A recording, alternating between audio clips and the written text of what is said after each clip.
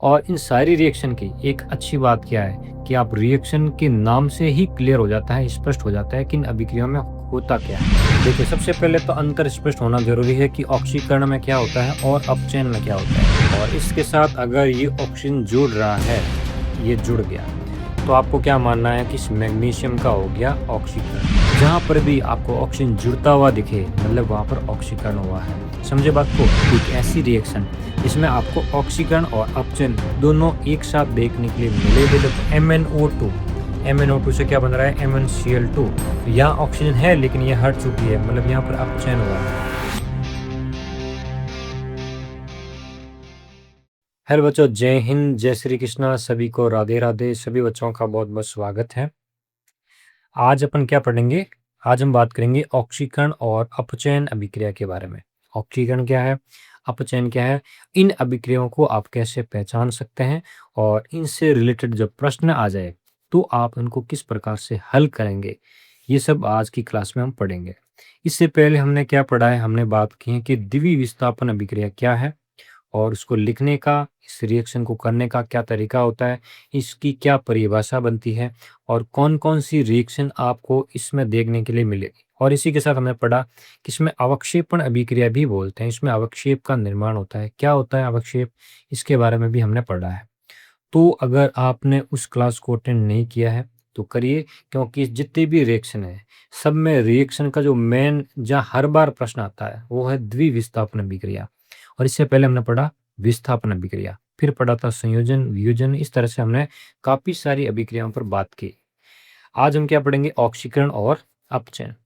और इन सारी रिएक्शन की एक अच्छी बात क्या है कि आप रिएक्शन के नाम से ही क्लियर हो जाता है, स्पष्ट हो जाता है कि इन अभिक्रियाओं में होता क्या है।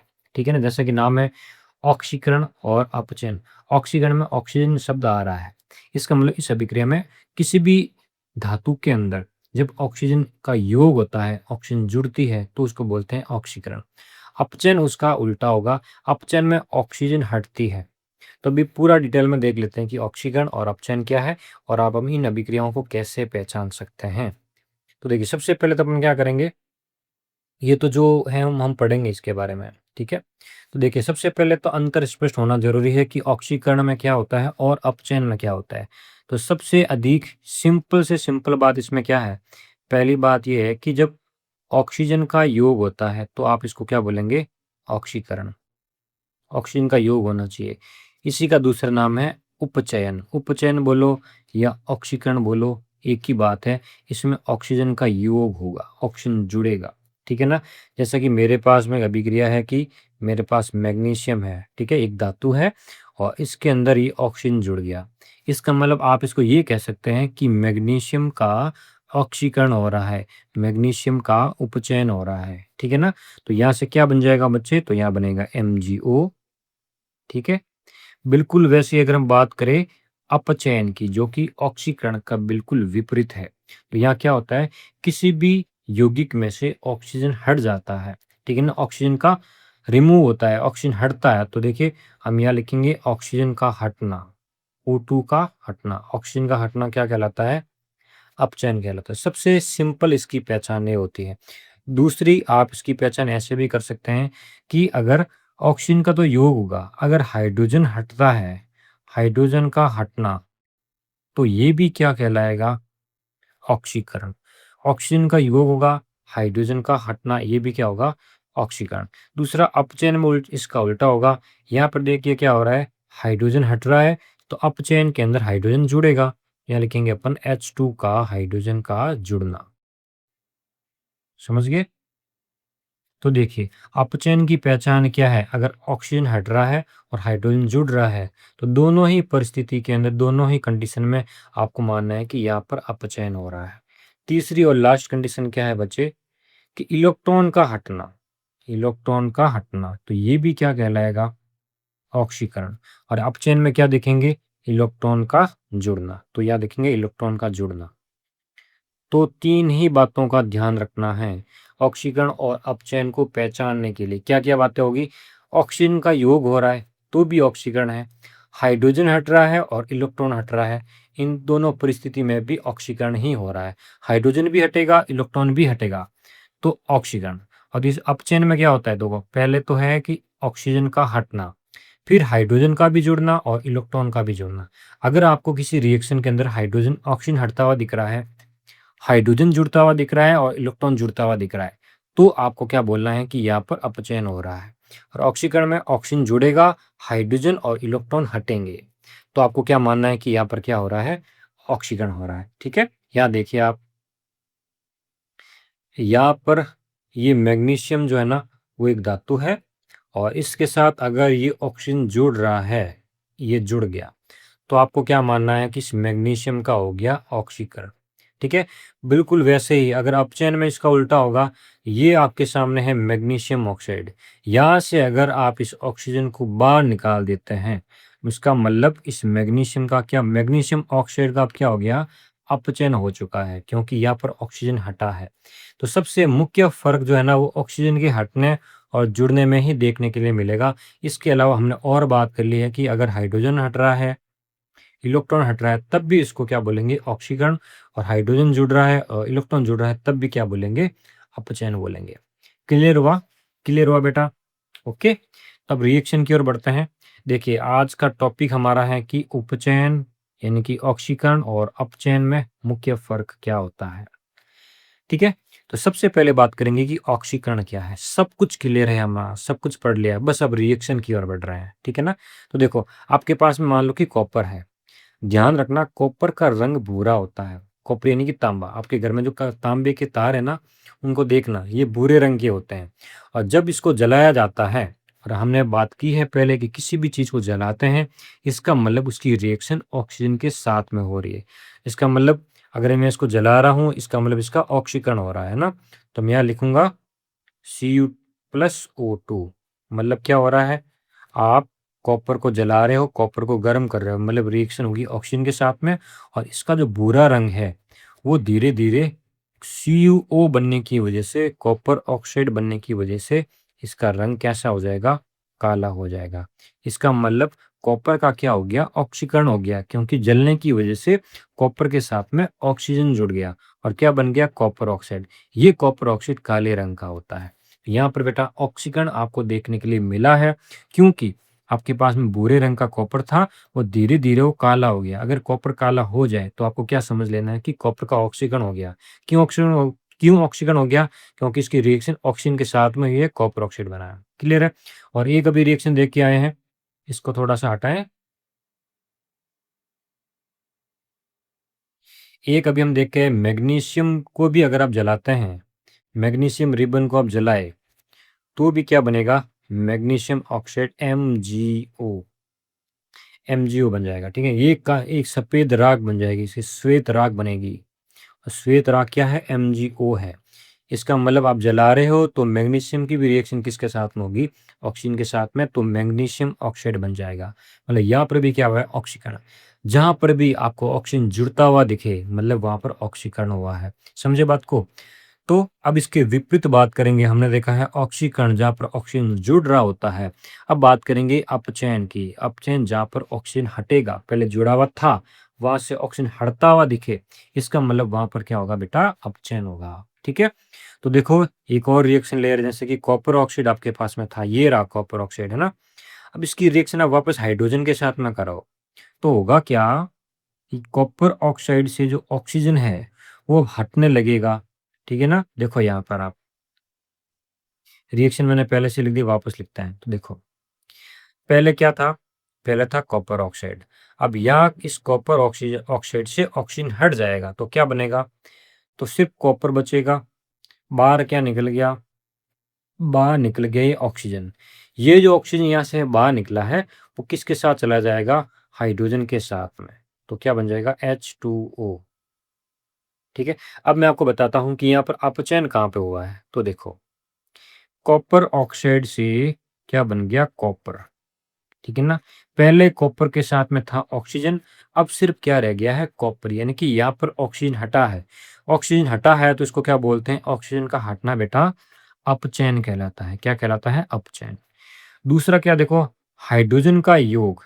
तो देखो यहाँ पर ऑक्सीजन जो हटा है, यहाँ पर देखिए एक चीज और है, यहाँ पर देखो, यहाँ पर ये हाइड्रोजन जो है ना, इसके साथ आप ये भी कह सकते हैं कि इस हाइड्रोजन के साथ में यहाँ पर ऑक्सीजन जुड़ रहा है। इसका मतलब ये रिएक्शन जिसमें ऑक्सीकरण भी हो रहा है और अपचयन साथ में देखने के लिए मिल रहे हैं, ठीक है ना? और आगे हम बात करेंगे कि एक ऐसी रिएक्शन जिसमें ऑक्सीकरण और अपचयन दोनों साथ में देखने के लिए मिलते हैं, तो उसको क्या बोलते हैं?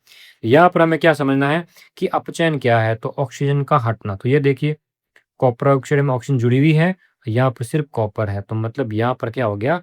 अपचयन हो गया, ऑक्सीजन हट गई। समझ गए? तो ये हमने क्या देख लिया? ऑक्सीकरण और अपचयन। ऑक्सीकरण में देखो, ऑक्सीजन का योग, हाइड्रोजन का हटना, इलेक्ट्रॉन का हटना। अपचयन में क्या है? ऑक्सीजन का हटना, हाइड्रोजन का जुड़ना और इलेक्ट्रॉन का जुड़ना। ठीक है? तो ये क्या है? अपचयन है। तीसरी रिएक्शन है, बहुत इंपॉर्टेंट है, हर बार प्रश्न आते हैं कि रेडॉक्स रिएक्शन क्या है? देखिए, रेडॉक्स का मतलब क्या है? देखो, रेडॉक्स ऐसे लिखते हैं इंग्लिश में, REDOX। ये रेडॉक्स है। इसमें RED जो है, इसका मतलब है रिडक्शन। RED क्या है? ये हो जाता है यहाँ पर रिडक्शन। और रिडक्शन का मतलब क्या होता है?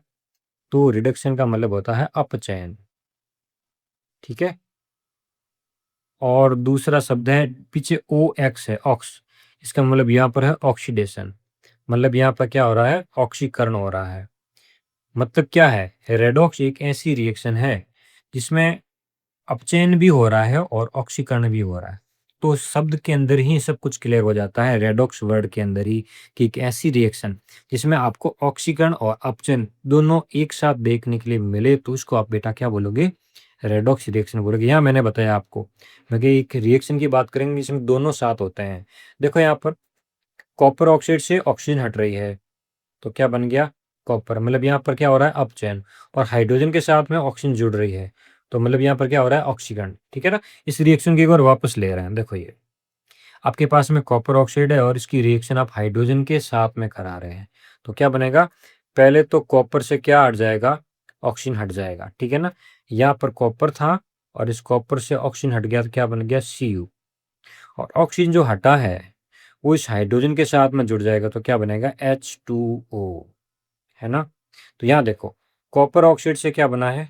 कॉपर। तो यहाँ पर तो क्या हुआ है? अपचयन हुआ है। और हाइड्रोजन के साथ में क्या जुड़ा है? ऑक्सीजन जुड़ गए, मतलब यहाँ पर क्या हुआ है? ऑक्सीकरण। एक ही रिएक्शन के अंदर जब ऑक्सीकरण और अपचयन एक साथ देखने के लिए मिले, तो आप इसको क्या बोलोगे? रेडॉक्स अभिक्रिया, जिसमें ऑक्सीकरण और अपचयन दोनों अभिक्रिया घटित होती है। क्लियर हुई बात? एक और देखे क्या? बिल्कुल। नीचे आप रिएक्शन को देख रहे हैं जिसमें जिंक ऑक्साइड है और इसकी रिएक्शन कार्बन के साथ करा रहे हैं, तो देखो क्या बनेगा? एक तो बनेगा जिंक बाहर आ जाएगी, और यहाँ पर क्या हो रहा है? तो देखो, जिंक ऑक्साइड से ऑक्सीजन हट चुकी है और सिर्फ यहाँ आपको क्या देखने के लिए मिल रहा है? जिंक देखने के लिए मिल रहा है। ऑक्सीजन हट गई और पीछे ये जो ऑक्सीजन हटी है वो किसके साथ चली जाएगी? कार्बन के साथ में। यहाँ देखो, यहाँ सिर्फ कार्बन है और यहाँ कार्बन के साथ में क्या जुड़ गया? ऑक्सीजन जुड़ गया। मतलब यहाँ पर क्या हो रहा है? तो देखो, लिख देते हैं। यहाँ पे तो ऑक्सीजन जुड़ रही है, मतलब यहाँ क्या हो रहा है? ऑक्सीकरण हो रहा है। ये हो गया ऑक्सीकरण। ठीक है? और यहाँ देखो दूसरा क्या हो रहा है एक साथ ही, ये है आपका जिंक ऑक्साइड। और जिंक ऑक्साइड चेंज हो रहा है जिंक के अंदर, यहाँ ऑक्सीजन हट रहा है ना, तो आप इसको बोलेंगे अपचयन। क्या बोलेंगे इसको? अपचयन। तो दो रिएक्शन हमने देख लिए जहाँ पर ऑक्सीकरण और अपचयन एक साथ देखने के लिए मिलता है। एक और रिएक्शन को ले लेते हैं, इसको यहाँ से थोड़ा जगह कम है,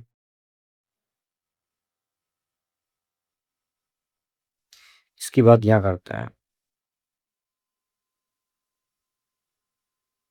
आपके पास में क्या है? मैग्नीज ऑक्साइड और इसकी अभिक्रिया हाइड्रोक्लोरिक अम्ल के साथ में हो रही है। तो देखो यहाँ पर एक तो क्या बन जाएगा? MgCl2, MnCl2, मैग्नीज क्लोराइड, और इसके साथ बनेगा H2O, और एक बनेगा क्लोरीन गैस। ठीक है? तो देखो, अब यहाँ देखते हैं कि यहाँ पर ऑक्सीकरण और अपचयन दोनों एक साथ कहाँ देखने के लिए मिल रहे हैं। तो देखो, यहाँ पर देखो आपके पास में था मैग्नीशियम ऑक्साइड, और यहाँ पर मैग्नीशियम ऑक्साइड से ऑक्सीजन हटती है, यहाँ क्लोरीन जुड़ रहा है। क्लोरीन जुड़ रहा है, ठीक है, लेकिन ऑक्सीजन तो हट रहा है। इसका मतलब यहाँ पर क्या हो रहा है? यहाँ ऑक्सीजन हट रहा है, तो यहाँ क्या हो रहा है? अपचयन हो रहा है। तो यहाँ पर आपको देखने के लिए मिल रहा है अपचयन। ये हो रहा है अपचयन। ठीक है? और दूसरा, यहाँ हाइड्रोक्लोरिक अम्ल है और यहाँ इसके साथ में क्या जुड़ रहा है? ऑक्सीजन जुड़ रहा है। यहाँ पर हाइड्रोजन के साथ में क्या जुड़ रहा है, ऑक्सीजन जुड़ रहा है, क्लोरीन हट रहा है। तो यहीं पर और क्या देखने के लिए मिल रहा है, यहाँ पर ऑक्सीजन जुड़ रहा है, मतलब क्या हो रहा है, ऑक्सीकरण हो रहा है। तो एक ही अभिक्रिया के अंदर क्या हो रहा है, दोनों ही अभिक्रिया घटित हो रही है, ऑक्सीकरण भी देखने के लिए मिल रहा है और अपचयन भी देखने के लिए मिल रहा है। ठीक है ना, वापस बताऊं आपको, ये देखो MnO2, MnO2 से क्या बन रहा है, MnCl2। तो यहाँ ऑक्सीजन है लेकिन ये हट चुकी है, मतलब यहाँ पर अपचयन हुआ है। दूसरा, हाइड्रोक्लोरिक अम्ल में क्लोरीन के साथ में हाइड्रोजन है, या ये कह सकते हैं कि हाइड्रोजन के साथ में क्लोरीन है, लेकिन यहाँ देखिए हाइड्रोजन के साथ में ऑक्सीजन जुड़ चुका है, मतलब यहाँ पर ऑक्सीकरण हुआ है। तो एक ही अभिक्रिया के अंदर ऑक्सीकरण और अपचयन दोनों देखने के लिए मिलते हैं, तो इसको बोलते हैं रेडॉक्स अभिक्रिया। ठीक है, यहाँ पर हमने रेडॉक्स के 3 एग्जाम्पल देखे हैं, जहाँ से बिल्कुल क्लियर हो जाता है कि रेडॉक्स के अंदर ऑक्सीकरण और अपचयन दोनों होते हैं। ठीक है ना, ये 3 रिएक्शन है। ठीक है, तो समझ में आ गई बात, ऑक्सीकरण क्या है और अपचयन क्या है। तो ऑक्सीकरण और अपचयन को लेकर छोटी सी एक क्लास थी आपकी, जिसमें आपको समझ में आया होगा कि ऑक्सीकरण क्या है और अपचयन क्या है। लेकिन अगर दोनों साथ में होते हैं तो इसको अपन क्या बोलेंगे, रेडॉक्स अभिक्रिया। आगे हम बात करेंगे संक्षारण और विकृत गंधिता के बारे में, जो कि इस चैप्टर की अंतिम क्लास होने वाली है। ठीक है ना, तो बेटा मिलते हैं नई क्लास में, जहाँ इस चैप्टर को अंतिम रूप देने वाले हैं। ठीक है, थैंक यू।